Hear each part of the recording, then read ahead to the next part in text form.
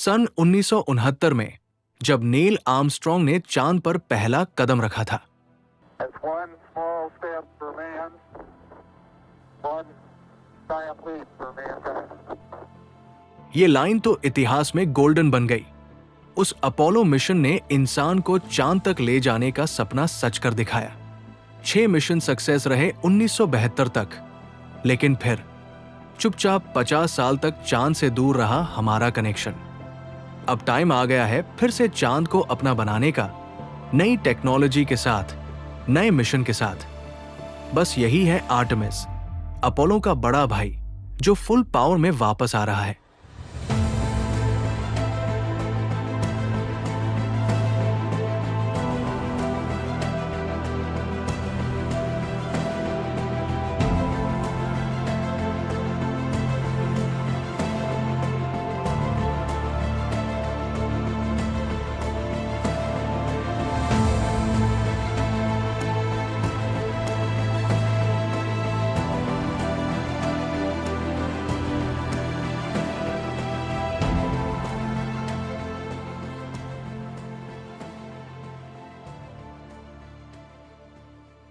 Artemis का नाम NASA ने इसलिए रखा क्योंकि आर्टेमिस ग्रीक मिथोलॉजी की गॉडेस थी, जो चांद की देवी थी और अपोलो की बहन भी थी।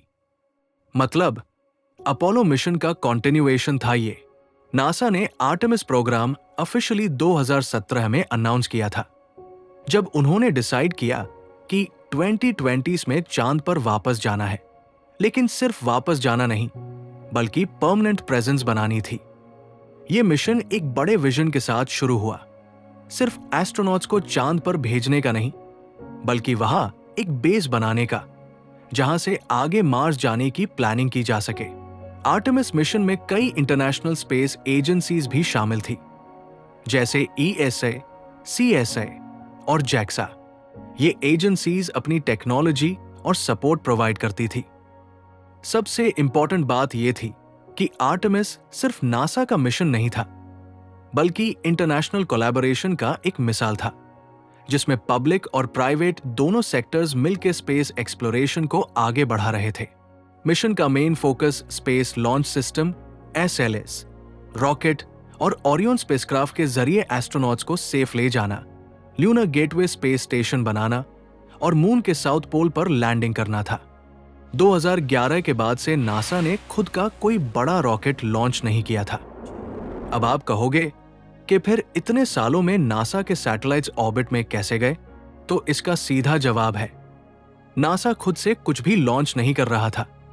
उसने ये काम प्राइवेट कंपनीज के हवाले कर दिया था, जैसे यूनाइटेड लॉन्च अलायंस और स्पेसएक्स, जो नासा के सैटेलाइट्स को ऑर्बिट तक पहुंचाते थे। फिर 2017 आया और नासा ने डिसाइड किया कि अब दोबारा एक ऐसा मिशन लॉन्च करना चाहिए जो ह्यूमंस को वापस मून तक ले जा सके, और यहीं से स्टार्ट हुआ आर्टेमिस प्रोग्राम। इस प्रोग्राम का पहला मिशन था आर्टेमिस 1। सबसे पहले शुरू हुआ सॉलिड रॉकेट बूस्टर्स की टेस्टिंग। ये बूस्टर्स स्पेस शटल वाले बूस्टर से भी बड़े और ज्यादा पावरफुल थे। 2 सेगमेंट बूस्टर्स बनाए गए जिनके फुल स्केल क्वालिफिकेशन टेस्ट हुए। साथ ही रॉकेट के कोर में लगने वाले RS-25 इंजन्स की भी हॉट फायर टेस्टिंग शुरू हुई। ये वही इंजन्स हैं जो पहले शटल में इस्तेमाल होते थे, लेकिन अब इन्हें अपग्रेड करके आर्टेमिस के लिए ज्यादा थ्रस्ट देने लायक बनाया गया। इस साल QM2 टेस्ट नाम का सॉलिड बूस्टर का रियल टाइम फायरिंग हुआ। इसमें बूस्टर को एक्सट्रीम कंडीशंस में टेस्ट किया गया ताकि ये कंफर्म हो सके कि ये रॉकेट को स्पेस तक ले जा सकता है। साथ ही हुआ एक और बहुत इंपॉर्टेंट टेस्ट, जिसका नाम था असेंट अबोट 2। ये टेस्ट लॉन्च अबोट सिस्टम का फुल स्केल ट्रायल था, जिसमें डमी ओरियन कैप्सूल को एक टेस्ट बूस्टर के थ्रू लॉन्च किया गया। हाई एल्टीट्यूड पे अबोट ट्रिगर किया गया और एलियस ने कैप्सूल को सक्सेसफुली अलग करके सेफ ट्रेजेक्टरी पे ले जाएगा। ये टेस्ट एस्ट्रोनॉट्स की सेफ्टी के लिहाज से क्रिटिकल था। इसी दौरान कैनेडी स्पेस सेंटर के लॉन्च पैड 39B को भी अपग्रेड किया गया। यही लॉन्च पैड पहले अपोलो और शटल मिशंस के लिए भी इस्तेमाल होता था। मोबाइल लॉन्चर टावर भी मॉडिफाई हुआ ताकि SLS रॉकेट को सपोर्ट कर सके। नासा ने 2020 में SLS रॉकेट के सबसे बड़े पार्ट कोर स्टेज का असेंबली कंप्लीट किया। इस स्टेज में 4 RS-25 इंजन्स इंस्टॉल किए गए थे। फिर शुरू हुआ ग्रीन रन टेस्ट सीरीज। ये एक फुल टेस्ट सीरीज थी जिसमें एंटायर कोर स्टेज को फायरिंग कंडीशन में टेस्ट किया गया। बाद में नासा ने boosters, core stage, upper stage और ओरियन स्पेसक्राफ्ट, इन सभी को एक साथ मोबाइल लॉन्चर पे असेंबल किया। अप्रैल 2022 में वेट ड्रेस रिहर्सल कंडक्ट हुई। ये एक फुल सिस्टम रिहर्सल थी जिसमें रॉकेट को एक्चुअल प्रोपेलेंट से फ्यूल करके काउंटडाउन तक ले जाया गया। इसमें कुछ हाइड्रोजन लीक और वाल्व प्रॉब्लम्स आए जिन्हें फिक्स करने में नासा को कुछ महीने लगे। 16 नवंबर 2022 सुबह के 1:47 पर नासा ने अपना SLS रॉकेट लॉन्च किया कैनेडी स्पेस सेंटर से। यह था आर्टेमिस 1, एक अनक्रूड टेस्ट फ्लाइट, लेकिन इसका मिशन था सबसे बड़ा, चांद के पास जाकर वापस सेफली आना। लॉन्च के तुरंत बाद 2 सॉलिड रॉकेट बूस्टर्स ने पहले 2 मिनट तक रॉकेट को हाई थ्रस्ट दिया। फिर बूस्टर्स अलग हो गए और काम आया कोर स्टेज, जिसमें थे 4 RS-25 इंजन्स जो ऑलमोस्ट 8 मिनट तक कंटिन्यूअसली फायर हुए। कोर स्टेज अलग होने के बाद ओरायन स्पेसक्राफ्ट को इंटरिम क्रायोजेनिक प्रोपल्शन स्टेज ने ऑर्बिट में पुश किया।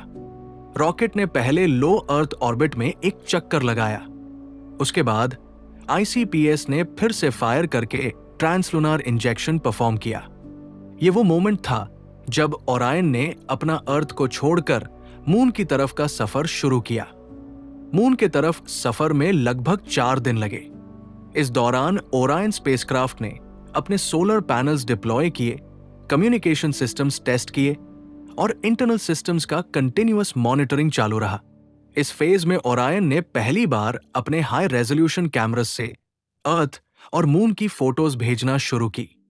लॉन्च के छठे दिन पर ओरायन ने मून के जस्ट 130 किलोमीटर पास से फ्लाई बाय किया और एक ग्रेविटी असिस्ट लेते हुए डिस्टेंट रेट्रोग्रेड ऑर्बिट DRO में एंटर किया।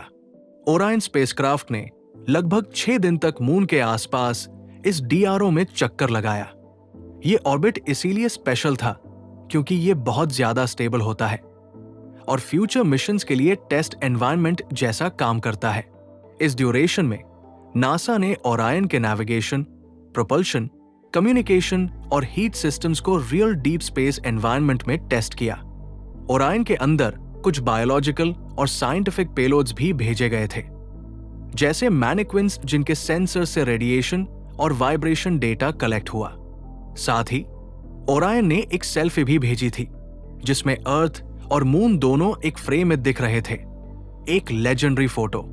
मिशन के 20वें दिन पर ओरायन ने DRO से निकलकर अपनी रिटर्न जर्नी शुरू की।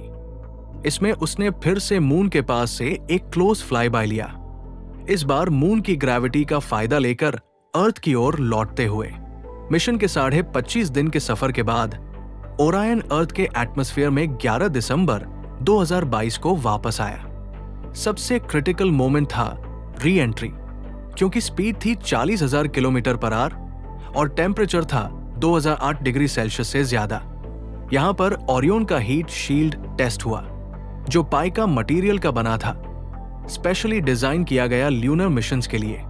फाइनली ओरायन ने अपने 3 पैराशूट्स डिप्लॉय किए और पैसिफिक ओशन में स्प्लैश डाउन किया। आर्टेमिस 1 मिशन नासा के लिए एक मैसिव सक्सेस था। इस मिशन ने प्रूव कर दिया कि नासा रेडी है ह्यूमंस को फिर से चांद तक भेजने के लिए। आर्टेमिस 2 नासा का पहला क्रूड मिशन होगा जो ओरायन स्पेसक्राफ्ट के अंदर 4 एस्ट्रोनॉट्स को लेकर चलेगा। यह मिशन डीप स्पेस में ह्यूमन सर्वाइवल और स्पेसक्राफ्ट के लाइफ सपोर्ट सिस्टम्स को टेस्ट करेगा। इस मिशन में astronauts Reid Wiseman, Victor Glover, Christina Koch और कैनेडियन स्पेस एजेंसी के जेरेमी हैसन शामिल हैं। ये लोग पहली बार एक इंटरनेशनल क्रू के तौर पर मून के करीब जाएंगे। मिशन का सबसे बड़ा फोकस है ह्यूमंस का सेफ ट्रैवल और उनका स्पेसक्राफ्ट के सिस्टम से इंटरैक्शन डीप स्पेस में। इसमें मैनुअल कंट्रोल और इमरजेंसी प्रोसीजर्स की भी टेस्टिंग होगी, जो आर्टेमिस 1 में नहीं थी। मिशन के दौरान एस्ट्रोनॉट्स साइंटिफिक एक्सपेरिमेंट्स भी करेंगे, जिसमें ह्यूमन हेल्थ पर डीप स्पेस रेडिएशन के इफेक्ट्स को समझना शामिल है। इससे फ्यूचर मून और मार्स मिशंस के लिए प्लानिंग में मदद मिलेगी। ओरायन स्पेसक्राफ्ट में अपग्रेडेड कम्युनिकेशन सिस्टम्स और नेविगेशन कंट्रोल्स होंगे। मिशन के दौरान स्पेसक्राफ्ट मैन्युअली पायलट किया जाएगा ताकि एस्ट्रोनॉट्स की ट्रेनिंग को रियल स्पेस एनवायरनमेंट में टेस्ट किया जा सके। ये एक क्रूशियल स्टेप है जो आर्टेमिस 1 में ऑटोमेटेड था। आर्टेमिस 2 का ड्यूरेशन लगभग 10 दिन का होगा, जिसमें स्पेसक्राफ्ट मून के करीब से पास होते हुए अर्थ पर सेफली लौटेगा। इस मिशन के सफल होने से नासा को कॉन्फिडेंस मिलेगा कि क्रूड मिशन सेफ है और ह्यूमंस को वापस मून तक ले जाना अब प्रैक्टिकल हो गया है। आर्टेमिस 3 मिशन नासा का पहला क्रूड ल्यूनर लैंडिंग मिशन होगा, जिसमें एस्ट्रोनॉट्स सीधे मून की सरफेस पर उतरेंगे। इस मिशन में एक हिस्टोरिक मोमेंट होगा। यह पहली बार होगा कि एक औरत मून पर चलेगी और एक पहला पर्सन भी जो मून के साउथ पोल रीजन में लैंड करेगा। मून के साउथ पोल का चुनाव इसलिए किया गया है क्योंकि वहां परमानेंटली शैडोड रीजन्स है जहां वाटर आइस मिलने के चांसेस है, जो फ्यूचर लूनार बेसिस के लिए फ्यूल और पानी का सोर्स बन सकता है। आर्टेमिस 3 में एस्ट्रोनॉट्स ओरियन स्पेसक्राफ्ट से लैंडर में ट्रांसफर होंगे, जिसे ह्यूमन लैंडिंग सिस्टम HLS कहते हैं। ये लैंडर स्पेस एक्स स्टारशिप का ल्यूनर वर्जन है, जो स्पेशली मून की लो ग्रेविटी और हर्श एनवायरनमेंट के लिए डिजाइन किया गया है।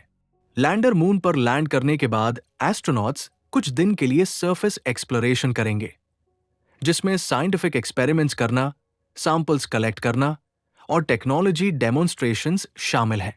उसके आगे के मिशन के बारे में नासा ने अभी तक कोई अपडेट नहीं दिया है। तो दोस्तों, आर्टेमिस प्रोग्राम नासा का एक बड़ा सपना है, जिसमें पहले से लेकर अब तक के मिशंस ने चांद तक वापस इंसान भेजने की तैयारी को एक नए लेवल पर ले जा दिया है। आर्टेमिस 1 ने बिना एस्ट्रोनॉट्स के टेस्टिंग करके टेक्नोलॉजी को प्रूव किया। आर्टेमिस 2 ने पहली बार एस्ट्रोनॉट्स को डीप स्पेस में भेजने की प्रैक्टिस की। अभी तक के प्लान्स के हिसाब से आर्टेमिस प्रोग्राम से हम फ्यूचर में मून पे रिसर्च स्टेशंस, हैबिटेट मॉड्यूल्स और एडवांस्ड एक्सप्लोरेशन व्हीकल्स देख सकते हैं। ये सिर्फ चांद तक सीमित नहीं, बल्कि मार्स जैसे और बड़े गोल्स के लिए भी एक स्ट्रॉन्ग फाउंडेशन है। तो अगर आपको स्पेस एक्सप्लोरेशन पसंद है तो आर्टेमिस प्रोग्राम को ध्यान से फॉलो करते रहिए, क्योंकि ये इंसानी सपने को नए आसमान तक ले जा रहा है।